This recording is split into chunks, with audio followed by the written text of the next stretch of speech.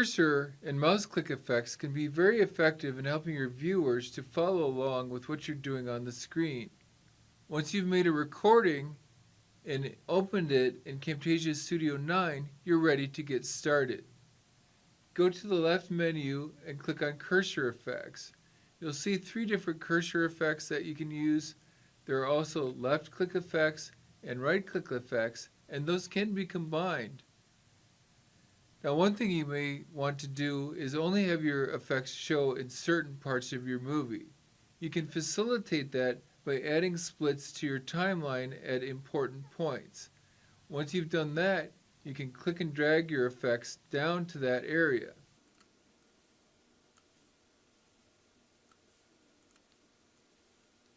Then when you play your movie back, before you get to the first split, there's nothing. Then you have effects. And then when you get to the second split, the effects are gone.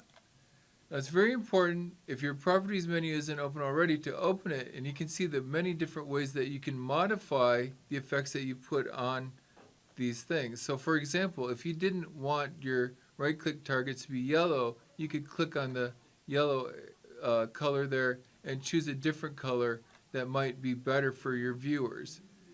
Now, to get rid of effects you don't want, there's a couple of different ways. One is just to simply click on the X in the Properties menu and it goes away.